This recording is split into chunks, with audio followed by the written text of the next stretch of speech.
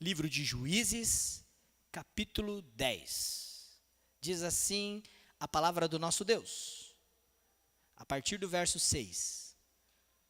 Tornaram os filhos de Israel a fazer o que era mal perante o Senhor, e serviram aos Baalins e a Astarote, e aos deuses da Síria, e aos de Sidom, de Moabe, dos filhos de Amon e dos filisteus. Deixaram o Senhor e não o serviram. Acendeu-se a ira do Senhor contra Israel, e entregou-os nas mãos dos filisteus e nas mãos dos filhos de Amon, os quais, neste mesmo ano, vexaram e oprimiram os filhos de Israel. Por 18 anos, oprimiram a todos os filhos de Israel que estavam da além do Jordão, na terra dos amorreus, que estava em Gileade. Os filhos de Amon passaram o Jordão para pelejar também contra Judá e contra Benjamim e contra a casa de Efraim, de maneira que Israel se viu muito angustiado. Verso 10. Então os filhos de Israel clamaram ao Senhor, dizendo: contra ti havemos pecado, porque deixamos o nosso Deus e servimos aos Baalins. Porém, o Senhor disse aos filhos de Israel: quando os egípcios e os amorreus, os filhos de Amon, os filisteus, e os sidônios, e os amalequitas, e os moanitas vos oprimiam, e vós clamáveis a mim, não vos livrei eu das tuas mãos? Contudo, vós me deixastes a mim, e servistes a outros deuses, pelo que não vos livrarei mais. Ide e clamai aos deuses que escolhestes, ele que vos livre no tempo do vosso aperto. Mas os filhos de Israel disseram ao Senhor: temos pecado, faze-nos tudo quanto te parecer bem, porém, livra-nos ainda desta vez, te rogamos. E tiraram os deuses alheios do meio de si, e serviram ao Senhor. Então, já não pôde ele reter a sua compaixão, por causa da desgraça de Israel. Vamos orar mais uma vez? Senhor, é verdade que muitas vezes nos encontramos em circunstâncias de aperto, de dificuldade, e que muitas vezes somos responsáveis por ela. Ó Deus, eu te peço que o Senhor nos ilumine com o teu Santo Espírito, para um relacionamento profundo com a tua palavra, que gere transformação através da exposição deste texto bíblico. Fala aos nossos corações, em nome do nosso Senhor Jesus Cristo, nosso Redentor. Amém. Há algumas semanas, o Brasil tem usado nas suas plataformas digitais uma brincadeira com uma cantora brasileira que tem uma voz muito bonita, que é a Paula Fernandes.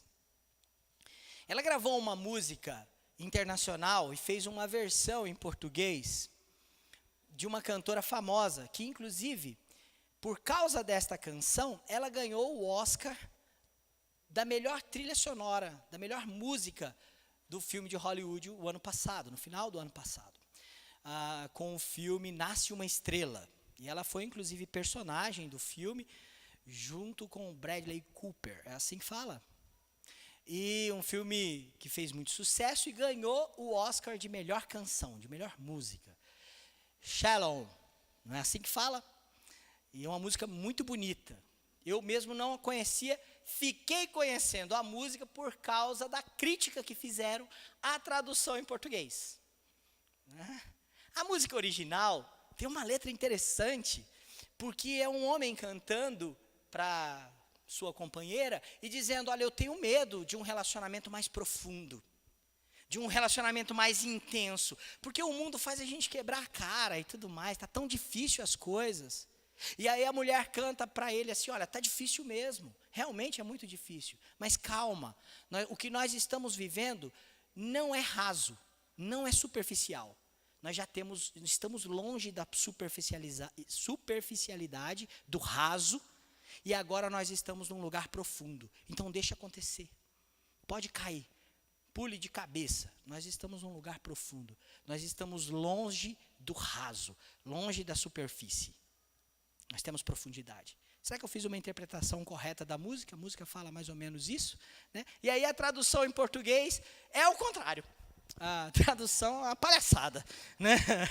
Realmente não dá para defender a tradução da música, porque a tradução da música perdeu todo o sentido, porque ficou juntos e shalom now, né? Juntos no raso agora, né? Justamente ao contrário da proposta da música verdadeira. Por que eu estou falando disso? Porque tem gente que acha que é possível viver um relacionamento intenso superficialmente. Tem gente que faz isso no casamento. Quer viver a intensidade da vida conjugal apenas num relacionamento raso e superficial.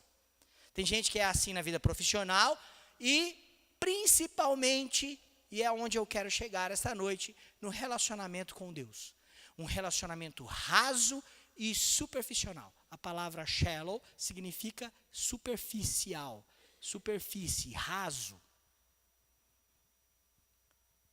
O texto que nós acabamos de ler é Deus chamando a atenção de um povo que mantinha sua religiosidade, que mantinha um culto a Deus, mas só superficial, raso. E queria permanecer junto a Ele. Queria que quando estivesse na hora do aperto, na hora da dificuldade, clamar a Deus para que superficialmente o problema estivesse resolvido. E como nós acabamos de ler, Deus diz, não, comigo não é assim não. Vão tentar resolver o problema de vocês, do aperto de vocês, lá na superfície, lá com quem vocês estão procurando. Comigo a coisa é mais profunda, é mais intensa. Eu quero convidar você a olhar para o capítulo 10 e olhar o convite profundo de Deus para um arrependimento verdadeiro e então experimentar da profundidade da sua graça e da sua salvação. Deus quer ter conosco um relacionamento profundo. E para ensinar o povo de Israel, Ele os entrega nas mãos dos ídolos. É verdade que, ao olhar para o texto, você vai perceber que aquele ciclo de juízes retorna. O povo volta a fazer o que era mal perante os olhos do Senhor. Versículo de número 6. Tornaram os filhos de Israel a fazer o que era mal perante o Senhor. Mas eu quero chamar a sua atenção para o verso 6, porque aparece 2 vezes a palavra servir. Ela aparece 2 vezes ali. E a primeira delas é, e serviram aos Baalins, aos Astarotes, aos deuses da Síria, de Sidom, de Moabe, dos filhos de Amon e dos filisteus. Essa lista de povos significam os povos opressores, os povos inimigos. O povo de Israel se entregou a servir ao Deus falso dos seus inimigos. O povo que eles rejeitavam, o estilo de vida que os oprimia, que os perseguia, era o estilo de vida e de religiosidade que eles estavam querendo para si. Eles estavam servindo a ídolos. E a palavra servir aparece novamente no verso 6. Ela aparece para dizer, e não serviram ao Senhor. Não é assim que termina o verso 6? Deixaram o Senhor e não o serviram. Meu irmão e minha irmã, a idolatria nos leva a uma vida de servidão. De servidão. Nos leva a ser escravo dos ídolos. O povo de Israel servia aos seus opressores. O versículo de Juízes, ao dizer que eles serviram os deuses dos inimigos, dizia que eles estavam voltados a servir os seus opressores, ao opressor. E olha que disponibilidade terrível, doente e macabra. Quem pode desejar e querer servir ao opressor? Quem pode desejar um estilo de vida escravizado, doentio? Era o que Israel queria. E aí, irmãos, é preciso entender uma coisa sobre os ídolos. Os ídolos decepcionam e causam problemas. No livro de Juízes, Deus já decretou lá no capítulo 2, quando diz, olha, eu não expulsarei estes povos de entre vós, porque eles serão perseguição para vocês, para ensinar, e os ídolos deles serão como armadilha, como laço contra vocês, para ensinar o caminho do Senhor. Os ídolos decepcionam e causam problemas. A idolatria é inútil, não serve para nada. A idolatria, ela nos escraviza a um estilo de vida perdido, longe de Deus, e que nos coloca longe de servirmos a este Deus. Deus é profundo, intenso, magnânimo, soberano.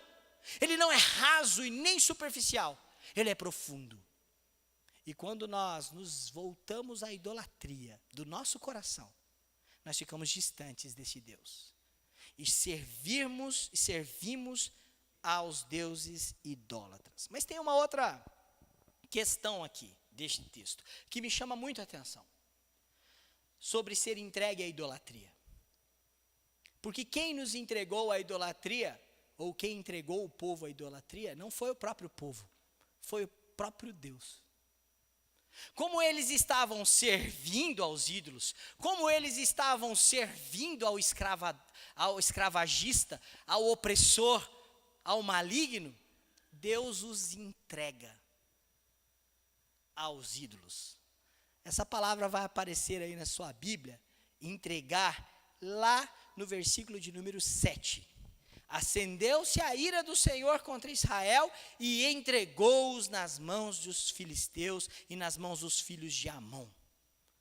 A palavra entregou é a mesma ideia de que aquela que alguém vende um carro. Sabe quando você vende um carro? Você vendeu um carro ou uma casa e você fecha todo o negócio, assina aquele recibo ou o contrato de compra e venda, seja de um imóvel, e aí você tem que entregar aquilo na mão de outra pessoa, não é? O veículo é entregue na mão, passa a estar sobre os cuidados de outro, passa a pertencer a outro. Olha que palavra forte. Deus os entregou nas mãos dos ídolos, na mão dos opressores. Vocês querem servi-los? Então eu os entregarei nas mãos dos ídolos. Deus permitiu que as coisas às quais o povo de Israel serviam, governassem e dominassem a vida deles. Deus permitiu que os ídolos que Israel estava servindo em seu coração, pudessem dominar e possuir o povo de Israel. O Senhor os entregou. Irmãos, em Romanos, no Novo Testamento, no capítulo 1, o apóstolo Paulo transmite a mesma ideia de Juízes quanto a esta entrega que Deus faz àqueles que servem a ídolos. E eu gostaria que você abrisse a sua Bíblia em Romanos capítulo 1. A partir do verso 23, você vai encontrar o seguinte relato. Romanos 1, verso 23. E mudaram a glória do Deus incorruptível em semelhança da imagem de homem corruptível, bem como de aves, quadrúpedes e répteis. Por isso, Deus entregou tais homens à imundícia. Percebe a palavra entregar aqui, o verbo entregar?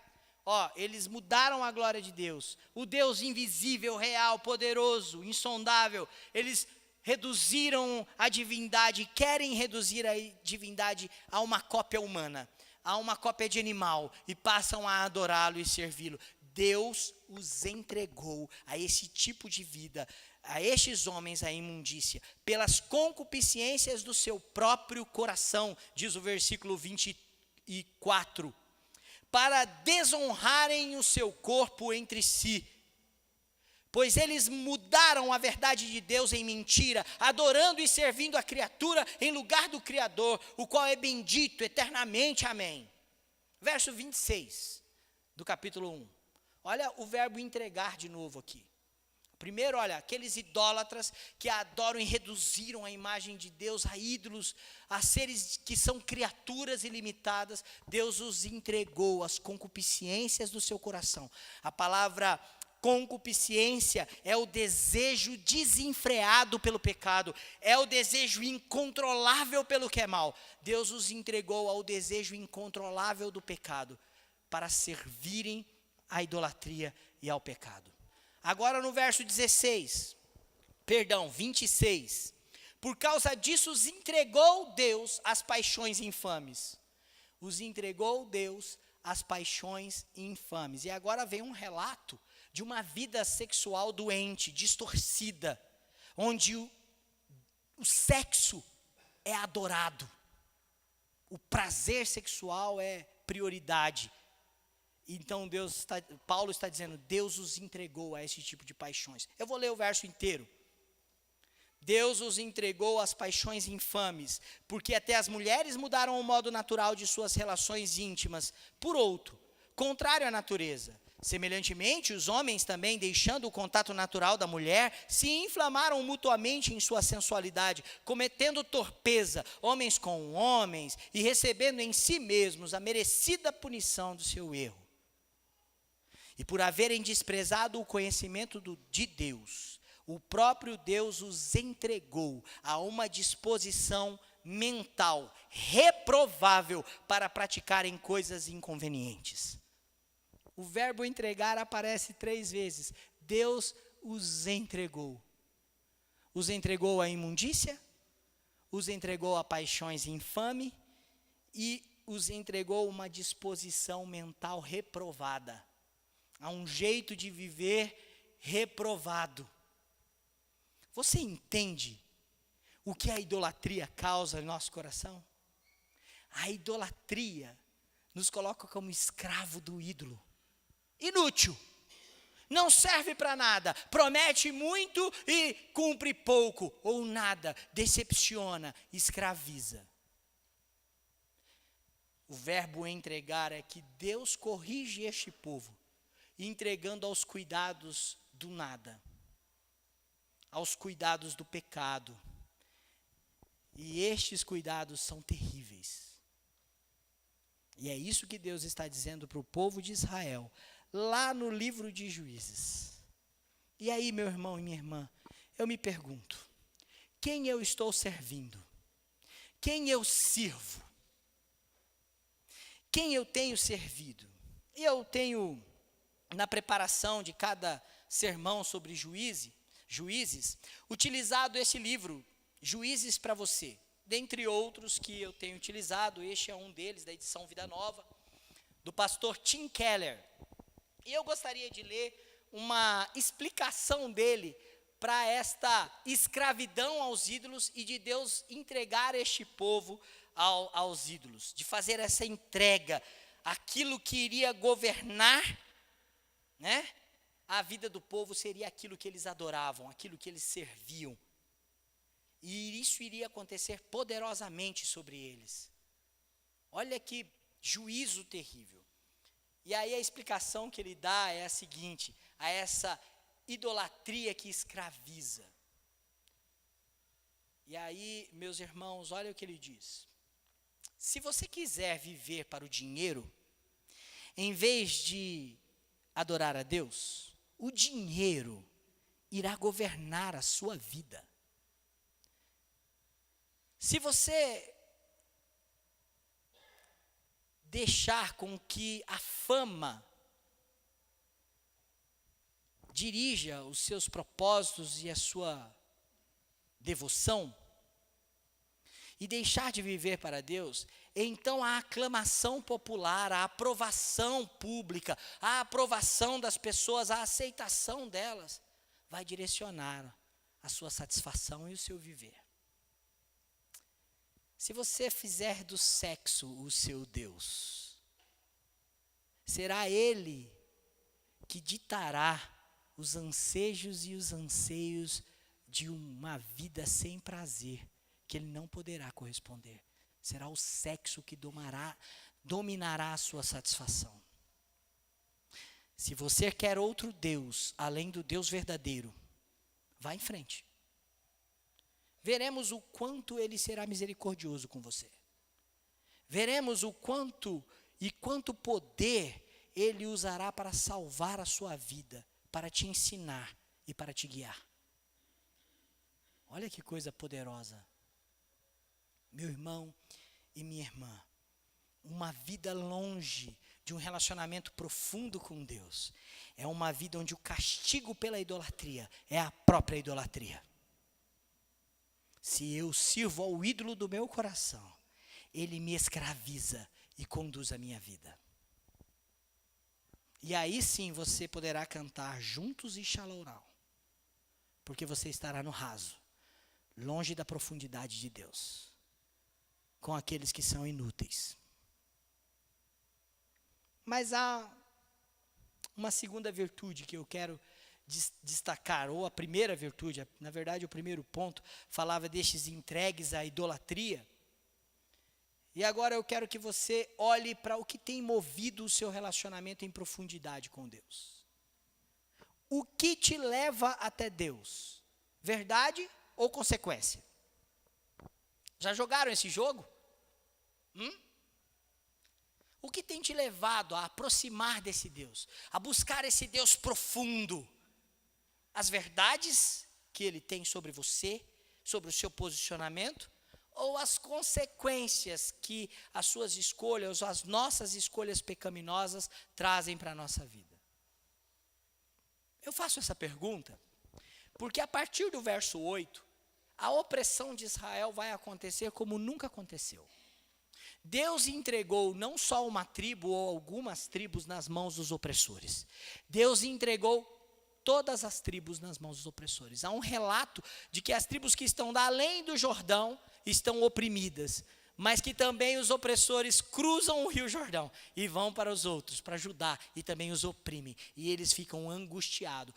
Todo o povo de Israel, todas as tribos estão universalmente oprimidas pelos seus opressores. E isso traz a eles uma profunda tristeza, um profundo conhecimento da consequência dos erros deles. Eles sabem, puxa, pisamos na bola mais uma vez. Olha o que Deus está permitindo acontecer com a gente. E aí, irmãos, no verso de número 10, eles então procuram o Senhor. No seu culto, eles procuram ao Senhor e diz ao Senhor: então os filhos de Israel clamaram ao Senhor, dizendo: contra ti havemos pecado, porque deixamos o nosso Deus e servimos aos Baalins. Que bonito, né? Superficial e raso. Por que eu digo isso? Por causa da reação de Deus. Como Deus reage a esta confissão de pecados? Como Deus reage a este tipo de manifestação religiosa do povo de Israel? Nós pecamos e estamos servindo a ídolos. A reação de Deus é: quantas vezes os egípcios, os amorreus, estes outros povos vieram contra vocês e vocês clamaram a mim e eu deixei de socorrer vocês? Eu sempre os livrei, eu sempre os salvei, eu sou o seu Deus. Mas agora vocês estão entregues nas mãos dos ídolos. Clamem para eles, peçam para eles. Eu não vou mais fazer isso. Peçam para os ídolos livrarem vocês do aperto. Irmãos, aqui há uma situação em que Deus nos ensina profundamente. O que me faz me aproximar de Deus? As verdades profundas e intensas que Deus tem sobre nós, ou as consequências? Deus olhou a atitude deste povo e diz: não, vocês estão clamando a mim por causa da opressão, porque eu entreguei vocês para servirem a quem vocês estavam servindo, aos ídolos. E eles escravizaram e oprimiram vocês, vocês estão no aperto, então clamem a eles. Há uma importância bíblica para o arrependimento verdadeiro, irmão. Há uma importância bíblica que ele dá para o verdadeiro arrependimento. Havia um arrependimento superficial. Havia um arrependimento raso e sem transformação, sem profundidade. E com isso eles achavam que encontrariam favor na presença de Deus, auxílio na presença de Deus. Ora, essa não é a primeira vez que isso acontecerá com o povo de Israel. Não foi a primeira vez e não será a única. E inclusive em tempos modernos, isso é muito comum. As pessoas mantêm um relacionamento distante do profundo, distante do intenso com Deus. Vive uma vida rasa, mas quer profundidade na hora do aperto. Isaías 58, por exemplo, é uma grande menção disso. Que Deus procura, o povo de Deus procura a Deus para, nas suas petições, na hora do seu aperto, e depois questionam por que Deus não estava ouvindo, se eles tinham religiosidade. Lê o capítulo 58 de Isaías, e Deus vai dizer para eles: olha, eu não ouço mais. Vocês estão perguntando por que eu não respondo, porque vocês vivem uma religiosidade enganada. Não é isso que eu pedi para vocês. O que eu pedi para vocês é o verdadeiro jejum. Isaías 58 é fantástico. A mão do Senhor não está encolhida, nem surdo os seus ouvidos para não ouvir. Diz Isaías 59, o capítulo seguinte, versículo 1. Mas o versículo 2 diz: mas é as vossas iniquidades que fazem separação entre vós e o vosso Deus. Não há como ser atendido por Deus, não há como viver este relacionamento de Deus ouvir a nossa prece, de atender ao nosso clamor, se continuamos servindo a ídolos. Então Deus percebe que é um arrependimento falso, porque não tem transformação. E aí, eu gostaria de dar uma definição sobre arrependimento. O arrependimento é uma convicção profunda do erro que foi feito. Não importa o que vai acontecer, ou o que já aconteceu por causa do erro, eu estou arrependido. As consequências não são o que me motivam a me arrepender. Eu estou arrependido por causa da convicção profunda do erro. E eu quero contar uma história para vocês. Um rapaz, um dia passando em frente de uma casa, viu um portão aberto. E dentro daquele quintal tinha uma bicicleta. Não tinha ninguém na frente da casa, ninguém na rua. Então ele entrou no quintal e pegou a bicicleta e roubou. Não deu nada. Ninguém descobriu. Ninguém percebeu. Então ele percebeu que ele podia fazer isso mais vezes. E um dia, passando em frente de uma outra casa, ele percebeu que a porta estava aberta, que não tinha ninguém em casa. Ele entrou e roubou um notebook. E ninguém percebeu.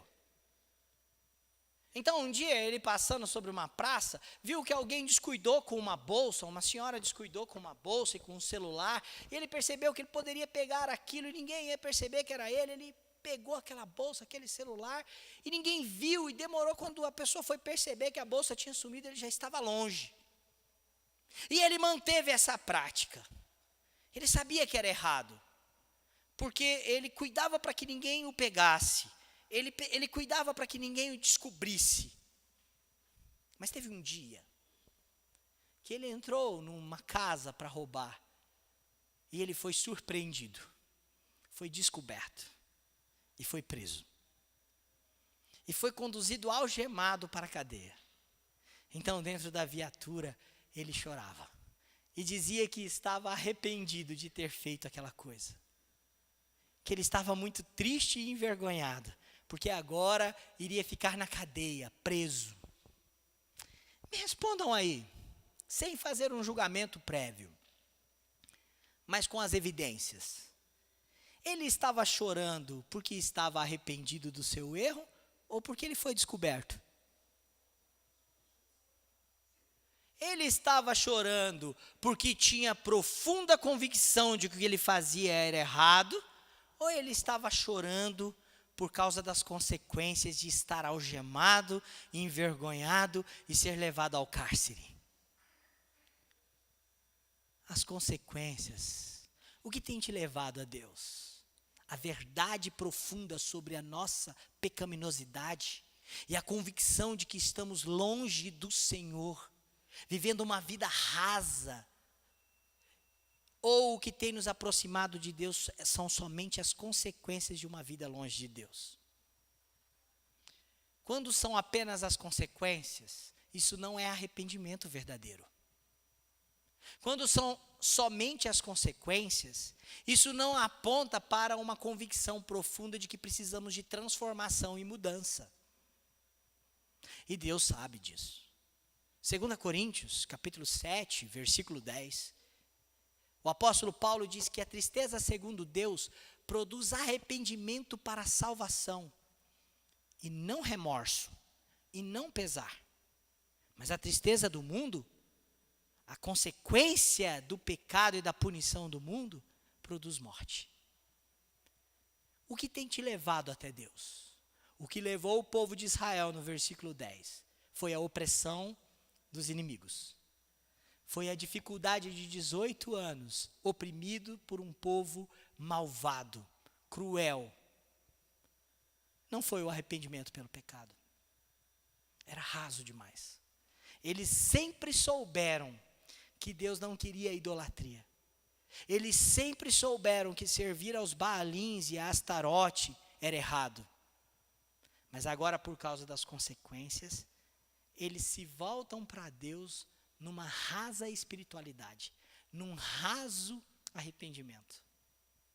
Meu irmão, minha irmã, Deus nos convida a um arrependimento verdadeiro, a verdade sobre nós mesmos, a uma convicção tão profunda sobre a verdade em que nos encontramos sem Cristo e sem o domínio de Deus, que nos entreguemos à sua correção, aos seus cuidados, sem se importar com o que está acontecendo ou com as consequências. Nós choramos e lamentamos pelo pecado, não porque estamos sofrendo por causa da atitude pecaminosa, por causa das consequências pecaminosas, mas porque sabemos que estamos longe deste Deus verdadeiro.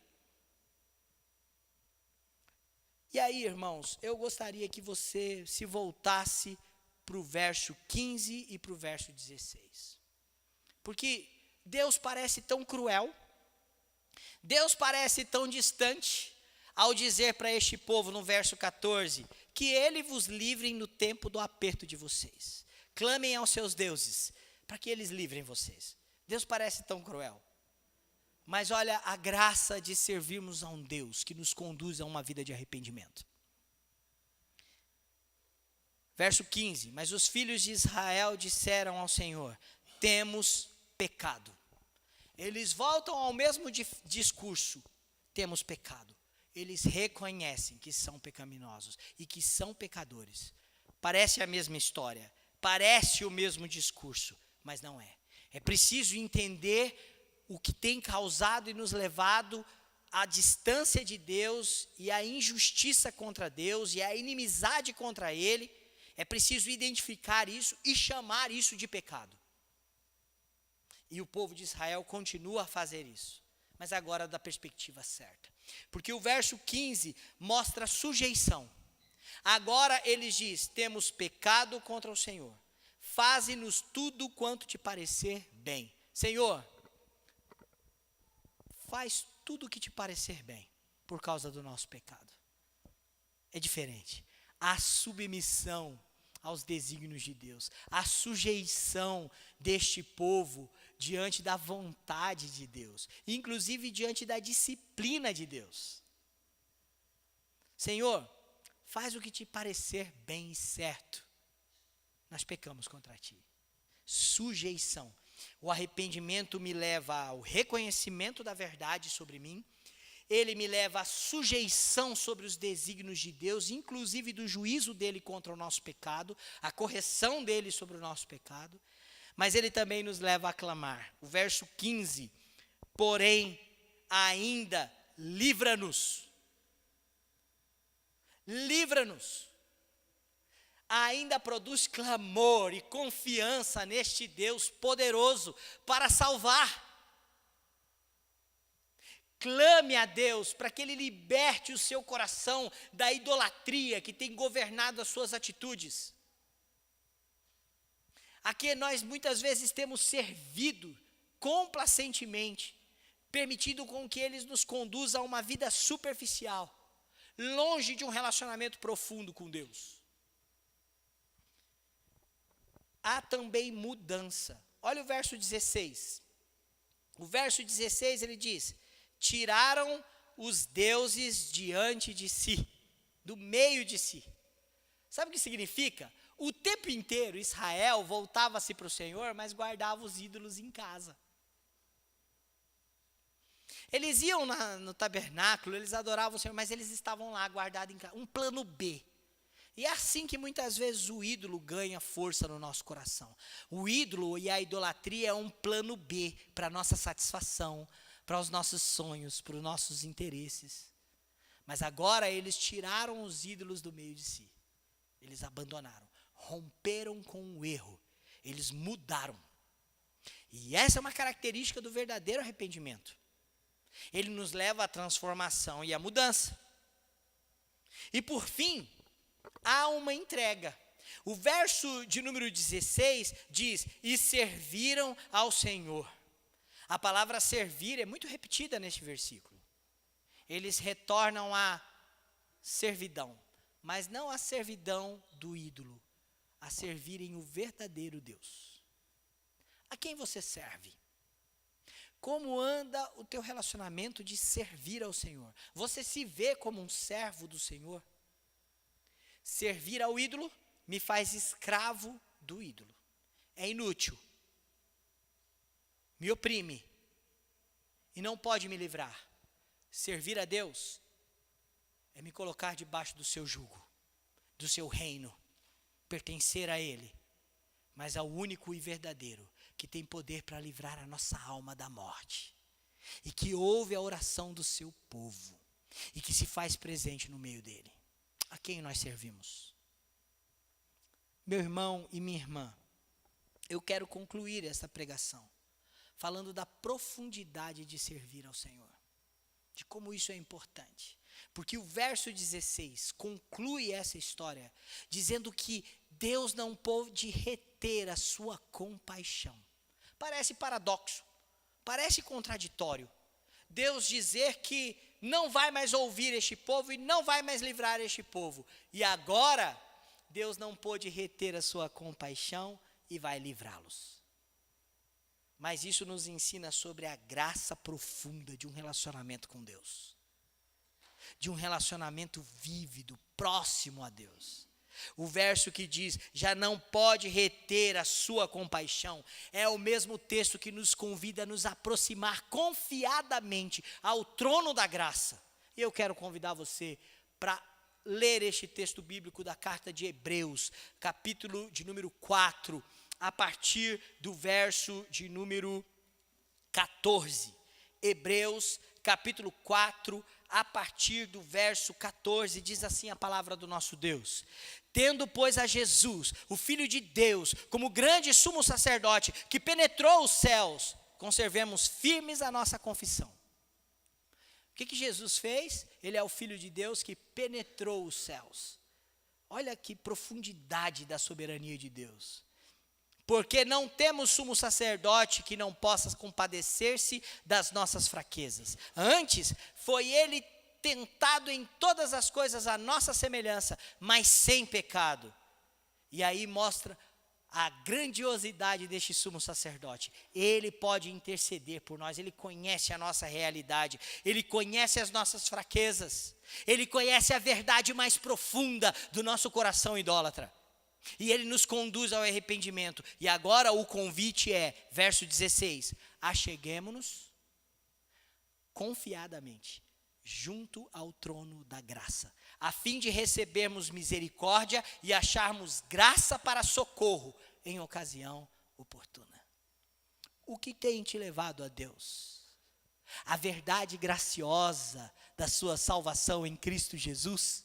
A verdade graciosa que aponta para um pecado que foi pago e suprido na cruz de Cristo, na obra de Cristo, e que isso me leva para a cruz em arrependimento verdadeiro, uma consciência verdadeira sobre quem eu sou, ou o que tem me levado é só uma consequência de uma vida errada? O que tem te trazido à igreja? É conseguir um namorado? É ser bem financeiramente? São as bênçãos do Senhor? São as consequências? Ou é um profundo relacionamento com a verdade? Com Deus, não dá para ficar junto no raso. Com Ele não dá para ficar juntos e unidos na superfície. Ele está longe da superfície. Ele tem profundidade. Ele tem esse relacionamento verdadeiro. Olá pessoal, espero que vocês tenham gostado do nosso vídeo e se você deseja continuar acompanhando as exposições bíblicas do sermão da nossa igreja, se inscreva no canal, toque o sininho para você receber as notificações dos novos vídeos. Eu te peço mais uma coisa, ajude-nos a compartilhar esse ministério nas redes sociais para os seus amigos e para as pessoas que você deseja alcançar com essa palavra. Que Deus te abençoe muito e obrigado.